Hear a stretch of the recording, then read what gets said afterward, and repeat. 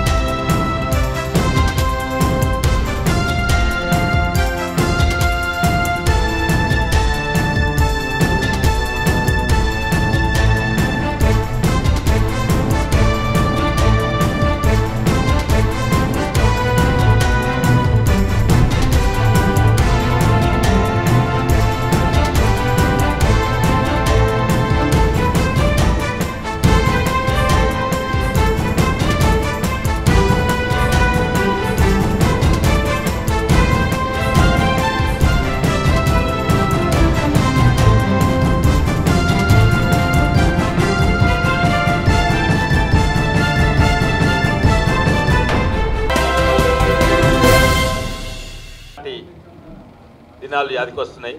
మా పెద్దమంగళారం గ్రామంలో, ధర్మస్థానం గ్రామంలో అనంతగిరి గుట్ట, కోట్పల్లి చెర్ల ఈత కొట్టినాయి.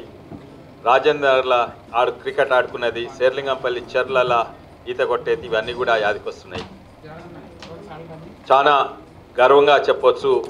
మా ప్రజల మధ్యలో ఇన్నేళ్ళుండి మళ్ళోసారి నామినేషన్ ఫైల్ చేస్తుంటే నిజంగానే గర్వంగా అనిపిస్తుంది. పోయినసారి నామినేషన్ నేను కేవలం మా మిస్సెస్ ఇంకా 2 కొడుకులు అక్కతో ఫైల్ చేసినాను. కానీ ఈ 5 ఏళ్లలో ఎంపీగా పనిచేస్తే మా కుటుంబం చాలా పెద్దగా పెరిగింది. ఈరోజు ఎంతోమంది పాత మిత్రులు కలిసిండ్రు. వారితో పనిచేసిన 5 ఏళ్లలో పాత చుట్టాలు ఉన్నారు. వీళ్ళందరితో కూడా పనిచేసిన. ఈరోజు నన్ను ప్రపోజ్ చేసింది తులసిరామ్ గారి, మాజీ ఎంపీ తులసిరామ్ గారి గ్రాండ్ సన్ మన్మడు. వారు నన్ను ప్రపోజ్ చేసిండ్రు. 5 ఏళ్ళు చూస్తుంటే డబ్బునా కలిసినాయి. ఎన్నో చేసినాము, సాధ్యమైన అన్నీ కూడా చేసినాము. కానీ ప్రాంతీయ పార్టీ ఎంపీగా ఉండి అన్నీ ఎక్కువ సాధించలేము. ఎన్నో చేసినా కూడా ముందుకు కూడా ఇంకెన్నో చేసేట్టు ఉన్నాయి. అవి తప్పనిసరిగా ఇంకా నెక్స్ట్ 5 ఏళ్లలో అవి కూడా సాధిస్తామని నా నమ్మకం ఉంది. ఎందుకంటే ప్రాంతీయ పార్టీల ఎంపీలకు అంత అధికారం ఉండదు, అంత ఇంపార్టెన్స్ ఉండదు. కానీ జాతీయ పార్టీ ఎంపీలు అయితే నిజంగానే అక్కడ కేంద్రానికి పోయి ఎన్నో సాధించవచ్చు. అదే కాక ఎన్నో సమస్యలు మేము ఇంతకుముందు తీరుస్తామనుకున్నాము. అవి కేవలం ఎంపీతో కాదు, ఎంపీ స్టేట్ ప్రభుత్వం, రాష్ట్ర ప్రభుత్వంలో కలిసి చేస్తే అవి సాధ్యము. ఉదాహరణంగా సాగునీరు అసలే రాలేదు రంగారెడ్డి జిల్లాకు. ఇవన్నీ తప్పక తీసుకొస్తాము. ఎందుకంటే కేంద్ర ప్రభుత్వంతో ఒత్తిడి పెట్టి, ఇంకోటి ఏంటంటే అపోజిషన్గా ఉండి, అంటే రాష్ట్రంలో అపోజిషన్గా ఉండి ఎక్కువ సాధించగలను. ఎందుకంటే పార్టీ లోపటి ఉండి గొంతే ఉండడు. అందరితోటి కొట్లాడైనా పోరాటం పెట్టోనైనా నేను సాగునీరు తప్పక తీసుకొస్తాను. అట్లనే పార్టీ లోపటి ఉండి జియో1 ఎప్పుడు పార్టీ అంటుంది, మళ్ళీ ఇప్పుడు ఎలక్షన్స్ వచ్చినప్పుడు మళ్ళీ యాదికి వచ్చింది జియో1. అంటే 5 ఏళ్ళు మర్చిపోయింది. 2014లో జియో1 అన్నారు, మళ్ళీ ఇప్పుడు జియో1.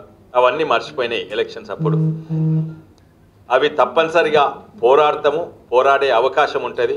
ఎందుకంటే రాష్ట్రంలో విపక్ష పార్టీ అండ్ సెంట్రల్ నేషనల్ పార్టీలో వండుకుంటే ఎంపీకి నిజంగానే పవర్ ఉంటుంది, అధికారం ఉంటుంది. తల వంచిపిచ్చి కూడా వాళ్ళను చేపియవచ్చు, వాగ్దానం చేసినవన్నీ కూడా చేపియవచ్చు అని నేను అనుకుంటున్నాను. ఇక్కడ ఎన్నో సమస్యలు ఉన్నాయి. ఉదాహరణంగా లాస్ట్ 5 ఏళ్లలో నేను 3.5 లక్షల కిలోమీటర్లు తిరిగిన. ప్రతి గ్రామానికి పోయినా గ్రామాల సమస్య, మండలాల సమస్యలు, నియోజకవర్గం సమస్యలు, జిల్లా సమస్యలు అన్నీ కూడా నాకు తెలుసు. ఈ సమస్యలు అన్నిట్ల పెద్ద సమస్య అయితే నిరుద్యోగం. మొత్తము చేవెళ్ళ పార్లమెంట్ కాన్స్టిట్యున్సీగా మీరు ఆశ్చర్యపోతారు ఏంటంటే కేవలము 8% శాలరీడ్ ఎంప్లాయీస్ ఉన్నారు. అంటే చేవెళ్ళ ప్రాంతము, చేవెళ్ళ పార్లమెంటరీ కాన్స్టిట్యున్సీ ఇండియాలోనే, భారతదేశంలో అన్నిట్లా డైవర్స్ కాన్స్టిట్యున్సీ, అన్నిట్లా డెవలప్ అయిన భాగం మా కాన్స్టిట్యున్సీలో ఉన్నది. అన్నిట్లా వెనుకబడిన ప్రాంతం తాండూరు కూడా నా కాన్స్టిట్యున్సీలా. ఈడ హైటెక్ సిటీలు ఎయిర్పోర్ట్ లెక్కనే అక్కడ ఇది. ఇక్కడ దాదాపు 1,50,000 మరాఠీ భాష మాట్లాడేటోళ్ళు ఉంటారు, 1,50,000 కన్నడ భాష మాట్లాడేటోళ్ళు ఉంటారు, 2 లక్షల మంది మన రాజస్థానీ బంజారా మిత్రులు రాజస్థానీ మాట్లాడతారు. అట్లనే హైటెక్ సిటీ మన ఉర్దూ మాట్లాడే మిత్రులు, మైనారిటీ మిత్రులు, కొంతమంది హిందూస్ కూడా ఉర్దూ మాట్లాడతారు, వారో 2.5 లక్షలు. ఇంకోటేమో ఇక్కడ సిఖ్స్ 30,000 మంది ఉంటారు, 400 ఏళ్ళ కింద వచ్చిన సిఖ్స్ ఉంటారు.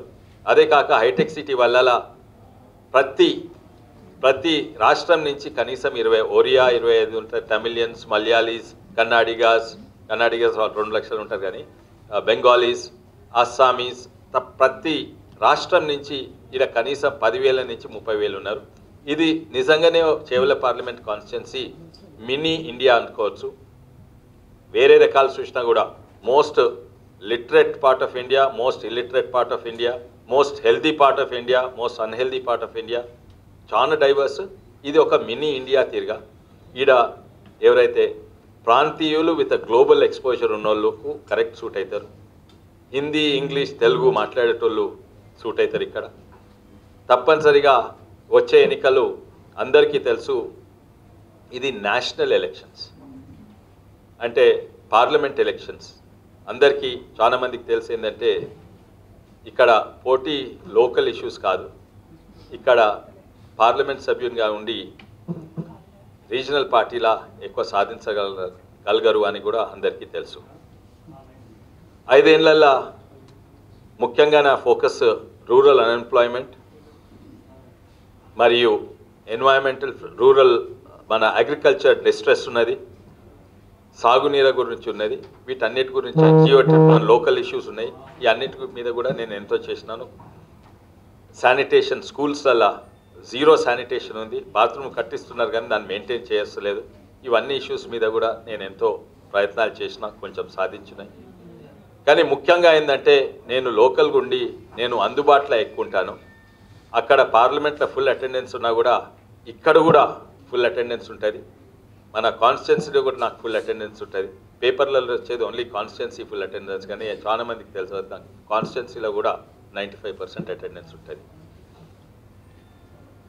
ఈ టికెట్ మా కాంగ్రెస్ పార్టీ, రాహుల్ గాంధీ వారు నా మీద పెట్టిన కాన్ఫిడెన్స్, నమ్మకము, నేను అది ఎప్పుడు నేను I will keep it up.